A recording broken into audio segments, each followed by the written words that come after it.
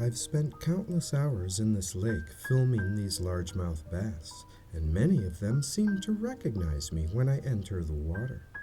They've come to realize that I don't mean them any harm, and many of them have learned to trust me. So I decided to see how far I could take our relationship by trying to feed them by hand, figuring that this would be the ultimate test of our friendship. Could I form a bond with these wild creatures so that they would trust me enough to take food right from my hand? And as I thought about this, I paused to consider what effect this interaction might have on the bass. I worried that by feeding them, I might actually be putting them in danger.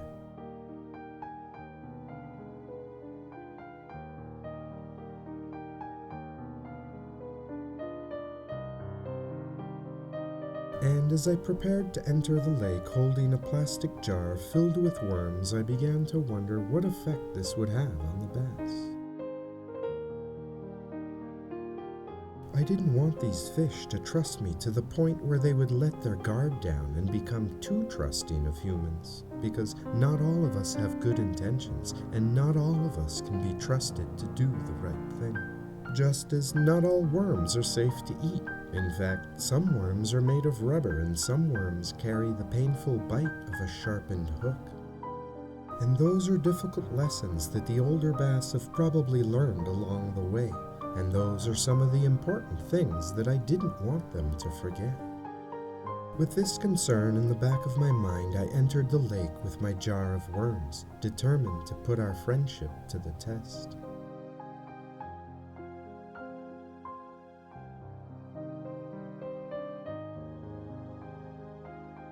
And in the beginning, the bass were reluctant to take the worms directly from my hand, so I just dropped them in the water close by, just to reassure them that it was something safe to eat, and that there were no strings attached to this tasty treat.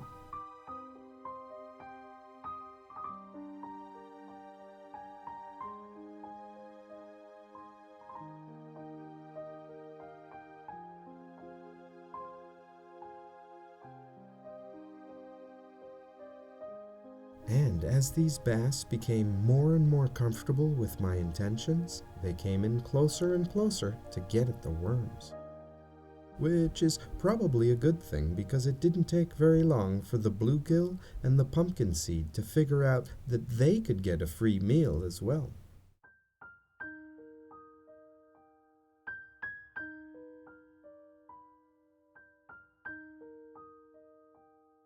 These bait-stealing sunfish kept circling, waiting for an opportunity to sneak in and take the worms that were meant for the largemouth bass.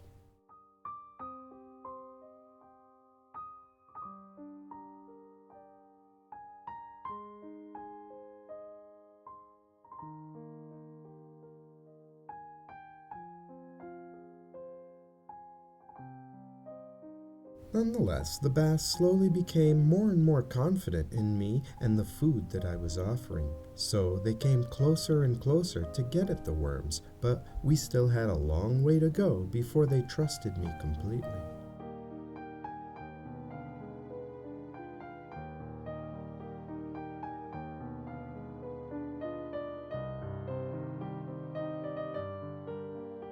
But I could tell that our relationship was making progress, and I was sure that soon enough these beautiful bass would be eating worms right out of my hand.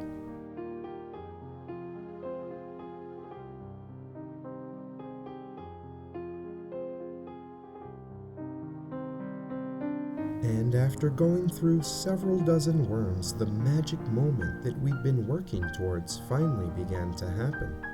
These beautiful fish were now trusting me completely and were taking the worms right from my hand.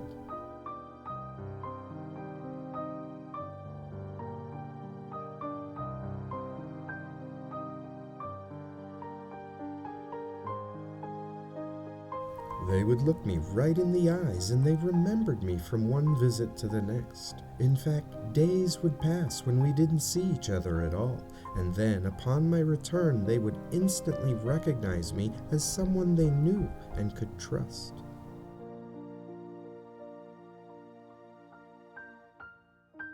And the experience of being greeted by these wild fish as if I was an old friend is something that I won't soon forget.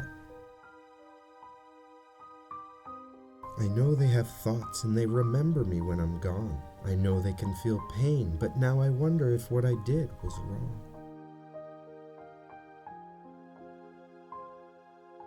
Was it wrong to gain their trust, and did I put all of their lives in danger by feeding them like I did? Are they now too trusting, and did they also forget the painful sting of a sharpened hook and the relentless pull of the line?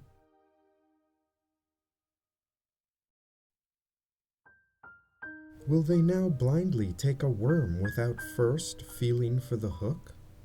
And are some of them now destined to hang on a wall? I can only hope that the people who catch these fish will treat them with the respect and kindness that they deserve. I can only hope that they will catch and then release my beautiful friends back to the water where they belong. Because our world has too many people that are careless and show little respect for the natural world, and it would serve them well to remember that we're all intimately connected to each other in ways that we're just beginning to understand. And for those of you who fish, don't let this sentimental look at these bass stop you from putting a hook and line in the water. People who fish and hunt often have a deeper appreciation for the natural world, and they can see the mutually beneficial relationship between people, animals, and the environment.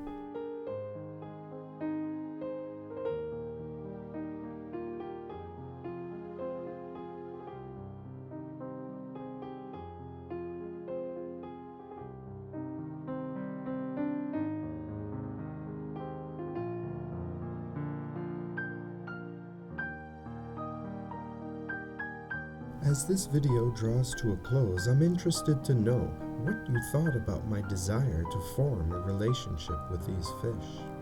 Was this a selfish act that put all of their lives in danger, or was it the creation of a beautiful friendship between a man and his favorite fish?